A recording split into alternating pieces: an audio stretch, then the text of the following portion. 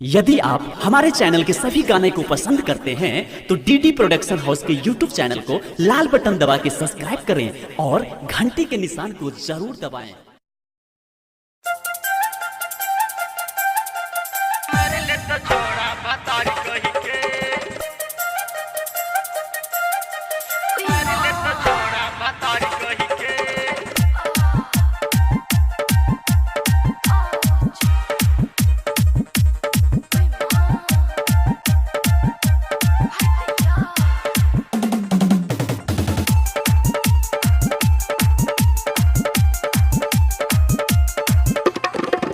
Presented by DD Production House, Sakri।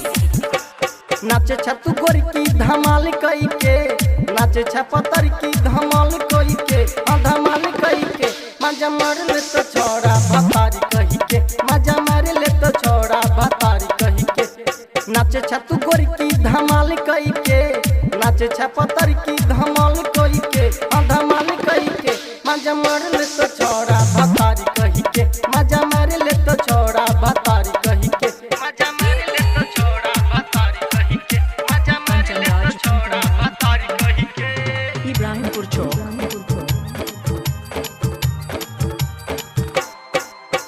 नाचे stage पर तू कमरा हिलाई के, छोरा सबके छोड़ देला मन लाला चाई के। नाचे स्टेज पर तू कमरा हिलाई के, छोरा सबके छोड़ देला मन लाला चाई के, मन लाला चाई के, मन लाला चाई के। नाचे स्टेज पर तू कमरा हिलाई के, छोरा सबके छोड़ देला मन लाला चाई के। 16 के जवानी जियान कइले, 16 के जवानी जियान कइले, जियान कइले। मजा मार ले तो छोड़ा भतारी कही के, मजा मार ले तो छोड़ा भतारी कही के, मजा मार ले तो छोड़ा भतारी कही के, मजा मार ले तो छोड़ा भतारी कही के।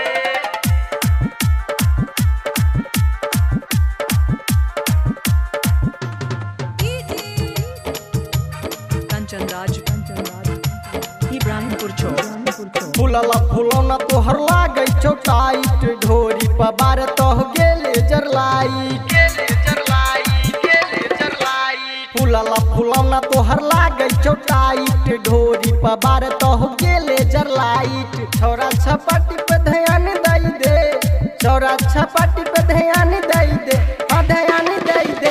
मजा मार ले तो छोरा भतारी कही के, मजा मार ले तो छोरा भतारी कही के, मार ले तो छोरा भतारी कही के, मार ले तो छोरा भतारी कही के।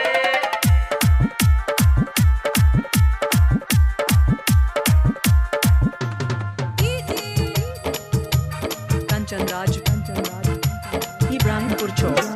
चंदन चमन तोरा रानी बनाई तो, राइटर विपिन से तोरा मिलाई तो, तोरा मिलाई तो, तोरा मिलाई तो। चंदन चमन तोरा रानी बनाई तो, राइटर विपिन से तोरा मिलाई तो। विकास सुजित पे ध्यान दई दे, राजा राहुल पे ध्यान दई दे, ध्यान दई दे। मजा मार ले तो छोड़ा भतारी कही के, मजा मार ले तो छोड़ा भतारी कही के। Recording by DD production house, Sakri 97 084 45 722।